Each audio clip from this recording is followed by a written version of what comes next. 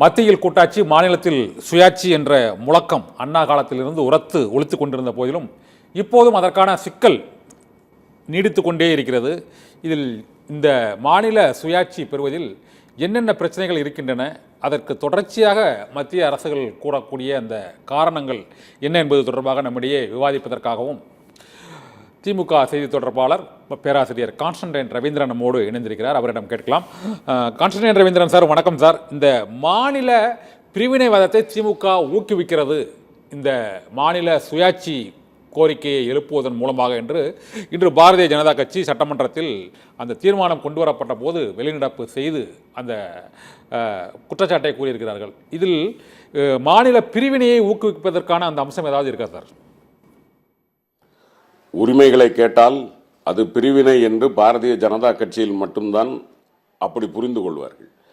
நமக்கு தேவையான உரிமைகளை கேட்கிறோம் என்று சொன்னால் இந்த உரிமைகள் கேட்பதில் நியாயமா, இல்லை அரசியலமைப்பு சட்டத்திற்கு புறம்பாக நாம் கேட்கிறோமா, எதனால் இந்த குரல் எழுப்புகிறோம் என்பதை விவாதிப்பதை விட்டுவிட்டு எடுத்த உடனேயே நீங்கள் பிரிவினைவாதம் பேசுகிறீர்கள் என்று சொன்னால் நாம் எடுக்கிற ஒவ்வொரு முயற்சியிலும் நமது கேரளா, மேற்கு வங்கம், பஞ்சாப், டெல்லி போன்ற அரசியல் தளங்களில் இயங்கக்கூடிய ஆளும் கட்சியாக இருக்கக்கூடியவர்கள் நம் பின்னால் அணிவகுத்து நிற்கிறார்கள்.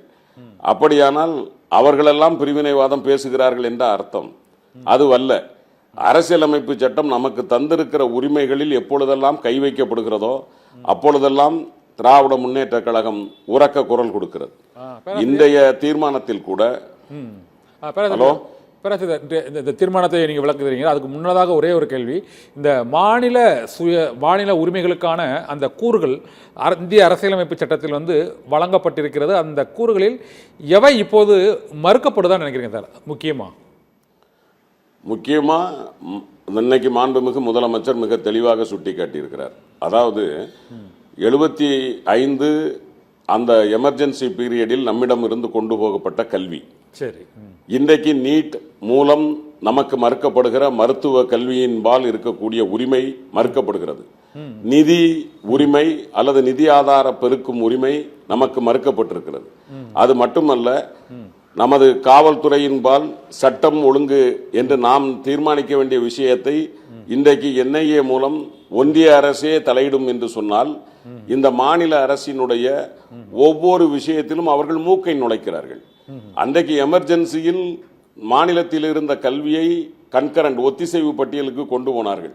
அது நேரடியாக நடந்தது.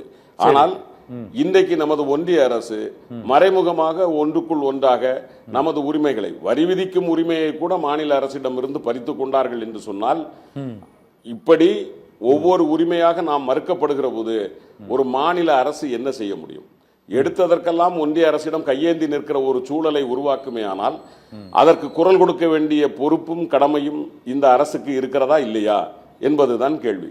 அதை இன்றைக்கு மாண்புமிகு முதலமைச்சர் அவருடைய பேச்சில் மிக ரத்தின சுருக்கமாக எந்தெந்த துறைகளில் இருந்த உரிமைகளெல்லாம் நம்மிடமிருந்து பறிக்கப்பட்டிருக்கிறது, அதிலும் குறிப்பாக சமக்ர சிக்ஷா அபியான், அதிலே நமக்கு வர வேண்டிய 2500 கோடி ரூபாய், இதை பாராளுமன்ற நிலைக்குழு கொடுக்க வேண்டும் என்று சொன்ன பிறகு பாராளுமன்றத்தில் இது குறித்து விவாதிப்பதற்காக பாராளுமன்ற நிலைக்குழு அமைக்கப்பட்டு அந்த நிலைக்குழு நீங்கள் இப்படி மறுப்பது தவறு, இதை நீங்கள் கொடுக்க வேண்டும் என்று சொன்ன பிறகும் கொடுக்க மாட்டேன் என்று ஒன்றிய அரசு பிடிவாதம் பிடிக்குமே. ஆனால் இந்த ஒரு சர்வாதிகார போக்கை, இந்த சர்வாதிகாரம் பிடித்திருக்கிற இந்த மத யானையை அடக்குவதற்கு மாநில சுயாட்சி என்கிற அந்த சாட்டை தேவைப்படுகிறது. அதைத்தான் இன்றைக்கு மாண்புமிகு முதலமைச்சர் சுழட்டி இருக்கிறார் என்று நான் நம்புகிறேன்.